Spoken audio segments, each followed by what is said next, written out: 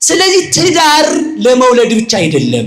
ለመውለድ ነው አይደለም ለመውለድ ነው። ግን ብቻ ደግሞ አይደለም። ልጅ እምቢ ካለ ልትፋታ አትችልማ። ከተጋባ በኋላ ኑር ነው የሚለው። እሷ ስለመከነች ትተሃት መሄድ አይገባም ይላል መጽሐፍ። ሶስተኛ አንደኛው ከዝሙት ለመዳን፣ ሁለተኛ ለምን ለመውለድ በሉ እንጂ። እኔ አንድ ነገር ብቻ ልንገራችሁ። እስኪ እጃችሁን አውጡ ሁላችሁ። ከአሞራና ከእናንተ ማን ይበልጣል? በሉ እንጂ ስሞትላችሁ። ደፈረን እንዳትሉ እውነቴን ነው። ምንም እኔ በፍጹም እንኳን ይሄን የሚያህል ግዙፍ ህዝብ አንድ ተራ ሰው አልነካም። እሺ ከአሞራና ከኛ ማን ይበልጣል? በተፈጥሮ እኛ፣ በስራ ማን ይበልጠናል? ንገሩኝ እንጂ። አንድ ነገር ብቻ ልንገራችሁ። አንድ የምትጠቅማችሁ። አሞራ እንቁላል ይጥላል። እንቁላል ከጣለ በኋላ ሲፈለፍለው 40 ቀን ከሞላው በኋላ አሞራ መልኩ ቀይ ነው ጥቁር ነው? የምታውቁትን ቀይ ነው ጥቁር ነው? ጥቁር ነው።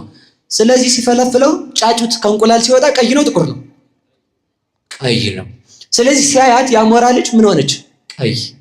አራ ከዚህ በኋላ አልታቀፋትም፣ ልጅ አይደለችም፣ እኔን አትመስልም ማለት ትቷት 40 ቀን ያልጭልጥ ብሎ ቤቱ ትቶት የፈለፈለውን እንቁላል በጣም አስተውሱ ስለሚጠቅማችሁ ነው።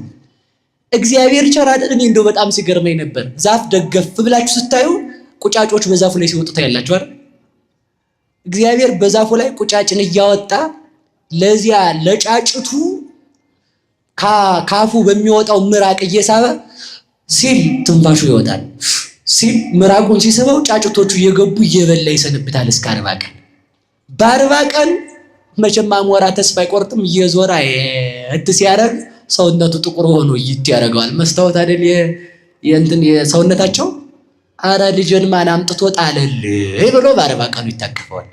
እስከ 40 ቀን ድረስ አሞራን ያልዘነጋ እግዚአብሔር የኛ ልጅ ይዘነጋል ወይ ነው? የእውነቴን ነው። እግዚአብሔር የሚወቅሰን በዚህ ነው። በደንብ አድርጋችሁ ስሙኝ። የአሞራ ልጅ መብረር የማይችለውን እባብ እንዳይበላው እናቱ ትታው ሄዳ እንዳትቀር ተስፋ እንዳትቆርጥ ቤቷን እንድትጎበኝ ያደረግኩ፣ ለአሞራ 40 ቀን ሙሉ ብርድ እንዳይገለው የጠበቅኩ፣ ቁጫጭን ስመግበው የኖርኩ በመልኬ የፈጠርኩትን የሰው ልጅ ረሳዋለሁ ይለናል። በመልኩ የፈጠረኝን እኔን ይረሳኛል ወይ? እግዚአብሔር አይረሳኝም። ስለዚህ ሁላችሁ እግዚአብሔርን ከሚያስቀይም ነገር መካከል አንዱ እግዚአብሔርን መጠርጠር ነው። እንደው ትናንት እንደው የታምሽተሽ ነው ልብሽ ቀረት ያለው ካልካት ምን ለማለት ፈልገህ ነው አንተ? እኔን ነው እንዴ በዚህ የምትጠረጥረኝ ትላለች ማለት ነው። ግን ሰው ሲጠረጠር አይወድም ሰው ሲጠረጠር። ታዲያ እግዚአብሔር ሲጠረጥሩት ይወዳል ወይ ነው? አሁን በሞት ያፈርሰዋል። እንደው ምንም የሚሰርቀውን ሰው የራሱ ሌባም ቢሆን እንደው አንተ እኮ ብር አትነካም ብላችሁ ፊቱ ቁጭ አድርጋችሁ ብከዱ ይሰርቃል። በሉ ንገሩኝ እንጂ። አንድ ነገርም ትዝ አለኝ። ሳህሉ ሌቦ የሚባል ነበር በነገስታቱ ዘመንና በጣም ታዋቂ ሌባ ነው። ነገስታቱ ምን ያደርጋሉ? እየሰረቀ ሲያስቸግር ግንባሩ ላይ ሳህሉ ሌቦ ብለው ጻፉበት። ሰውየው ብልህ ነውና ሻሽ ጠመጠመበት እዛ እንዳይነበብ ማለት ነው።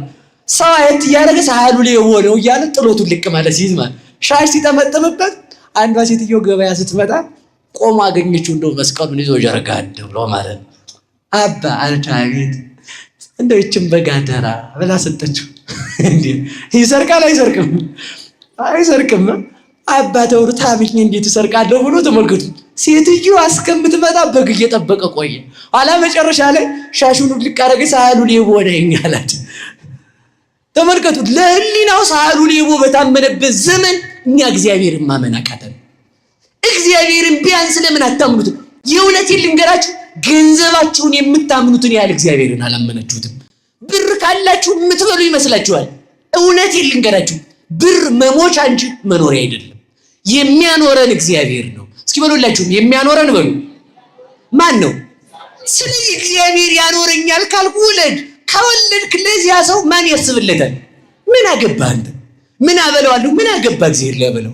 ምን አጠጣዋለሁ? እግዚአብሔር ድሃ ነው እንዴ? አንተ እኮ አይደለም የምታጠጣው እግዚአብሔር ነው። ስለዚህ ተመልከቱ፣ እግዚአብሔርን አንጠርጥረው። እግዚአብሔርን ሲያምኑት ነው እግዚአብሔር የሚወደው። ጠረጠር ነው እኮ እግዚአብሔርን። መከራ ሲመጣ ኧረ አለቅናል፣ እግዚአብሔር ያልቃል እንዴ? በሉ ንገሩኝ እንጂ። መከራ ቢመጣም እግዚአብሔር አለ። እግዚአብሔርን አጠርጥሩት። ረሃብ ሲመጣም እግዚአብሔር በሉ እግዚአብሔር አለ በሉ። መሻር ሲመጣ፣ ድህነት ሲመጣ፣ ማግኘት ሲመጣ፣ ዘመድ ሲያልቅ፣ እናት ስትሞት፣ አባትም ሲሞት፣ ወንድምም ሲሞት፣ እህትም ስትሞት፣ ወገን ሁሉ ሲያልቅ፣ ነገስታት ሲያልቁ፣ ወታደር ሲያልቅ ማን አለ? በሉ ንገሩኝ እንጂ። እግዚአብሔር አለ። በዚህ ተስፋ አትቁረጡ። አጠቃላይ ከላይ ያለው እስከታች ከሃዲ ቢሆን እግዚአብሔር አለ። በቃ እግዚአብሔር አለ እኮ። እግዚአብሔር አለ አትሉም እንዴ? በዚህ ዘመን ማንን እንስማ? ማንን እንከተል?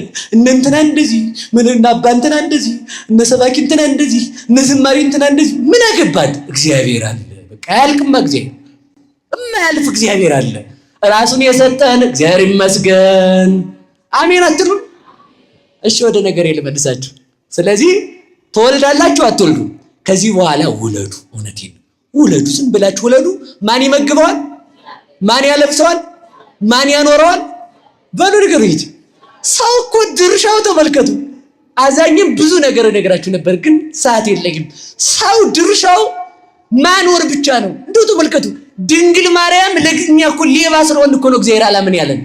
ተራ ልጅ ቢሰጠን ያልታመን እግዚአብሔርን ለመውለድ እንዴት እንታመናለን? ድንግል ማርያም የእግዚአብሔር አብ ልጅ እግዚአብሔር ወልድን ለመውለድ የታመነች ናት። እና እኛ ግን ቢያንስ ተመልከቱ፣ አንድ ተራ ሰው አንድ ቅዱስ ለመውለድ ያልታመንን። እግዚአብሔር ታማኞች ያድርገን። በትዳራችሁ ታማኝ መሆን ማለት ለእግዚአብሔር አንድ ልጅ ማውጣት ነው። ለእግዚአብሔር የተሰራ ልጅ ማውጣት ነው። ለእግዚአብሔር እንዲሁ እኮ ተመልከቱ። እኔ እውነቴን ልንገራችሁ፣ ሴት ምጧን የምትረሳው አሁን ዋልቼ ዋልያ የምትባላለች አንዴ ብቻ ነው የምትወልደው። በጣም ነው የሚገርማችሁ። ስንቴ ብቻ? በሞቴ ንገሩኝ። ምኑ ስንት ወር ነው የምታመጣው? 9 ወር ነው ምጡ ትዝ እያላት። ሁለተኛ ወንድ ሚዳቋ ስታይ ሹልክ ብላ ቤቷል። እና ሴቱ ሲወልድ ተመልሶ ባሉ ጋር የሚተኛው ለምን ይመስላችኋል? ቆይ ነገር አበላሽው እንዴ? ምጡን በምን ስለሚረሳው ነው? በሞቴ ንገሩኝ። ሰውየው ነው አሉና እንደው ሰውየው ሚስቱን መተይዛበት ሁለተኛ የሚባል ነገር ኮሽ አይልም ብቻ ዛሬ ይወለዳል አሉ። ታው አትማለበሉት አለች አሉ ሴትዮዋ። እየገባችሁ ነው አይደል? ታው ብላለች። እና ምጥን ያህል ነገር እውነቴን ነው ከልቤ ልንገራችሁ። ሴቶች ሲያምጡ እንኳን ባላቸውን ሽማግሌውን የሰርጉ ዕለት የነበሩትን ሚዜዎቹን ሁሉ ነው የሚጠሉት። ምጥ ሲይዛቸው ምንም ነገር መጠጥ ዲዋውን የዛለት ሴትየቱ እያማጠች ዳቦ ብትላት ኤድ ጅላጅል ነው የምትለው። የምትወደውን በቃ እንደው አንተን እንደው የፈለገ ቢሆን አንተ ካንተ በፊት ልሙት የምትል እኔም በማየት ትደሰቻለህ ብትላት ጅላጅል ዘወር በልልኝ ለዚህ ሁሉ ያደረስከኝ በላ ቁጭ ነው የምትለው ማለት። ስለዚህ ተመልከቱ፣ ሴት ምጧን የምትረሳው በምንድን ነው ካላችሁ ተመልከቱ፣ ልጅ በማየት እንዴት ረሳችሁ ካልከኝ የእግዚአብሔር መልክ ስለሆነ በሉ እስኪ በሉ የእግዚአብሔር መልክ በሉ። የእግዚአብሔር መልክ ምጥን ያስረሳል። የእግዚአብሔር መልክ ሐዘንን ያስረሳል። ከዚያ በኋላ ልጅ የሚወልዱበት ሴቶች በዚህ ምክንያት በልጁ የእግዚአብሔር መልክ ስላለ ልጁን ሲያዩት ምጡን ይረሱታል። እንዲረሱት አደረጋቸው። እንዲህ አድርጎ ዘር እንዲተካ ያደረገ እግዚአብሔር አሁንም ዘር እንዲቀጥል ይርዳን። ተወልዳላችሁ አይደል? ልመርቃችሁ ነው። አዎ በሉ እንጂ ተወልዳላችሁ። እግዚአብሔር ደጋግ ልጆችን ይስጣችሁ፣ ለመንግስቱ የሚያበቁ እናንተን የሚያጸድቁ ይስጣችሁ። አሁን ልጅ ስትለምኑ አንድ ነገር ለምኑ። እንደው ልጅ ስጠኝ ተብሎ አይጸልይም፣ ነውር ነው። እኔን የሚገድል ሃይማኖቴን የሚያጠፋ በልቶ የማይጠግብ ተነግሮ የማይሰማ እንዲህ አይነት ልጅ ከሆነ የማይጠቅመኝ ከሆነ የሚጠቅመኝ ከሆነ ግን አምጣው። ስንት ይሁን? 1 ሚሊዮን ይሁን፣ በቃ ምን አገባ? ወለድ ያለ ትወልዳለህ። እግዚአብሔር እንድትወልዱ ይርዳችሁ። ባጭር ወደ ነገር ይልድ። እስኪ ምንድነው ስጦታ? ምንድነው በሉ ትዳር በሉ እንጂ ምንድነው ስጦታ? እሱን ልመልሰው ነው። ትዳር ስጦታ ነው። ስለዚህ ተመልከቱ፣ የምናገባው አንደኛው ከዝሙት ለመዳን፣ ሁለተኛው ዘር ለመተካት፣ ሶስተኛው ለመረዳዳት በሉ እንጂ ለመረዳዳት ከሆነም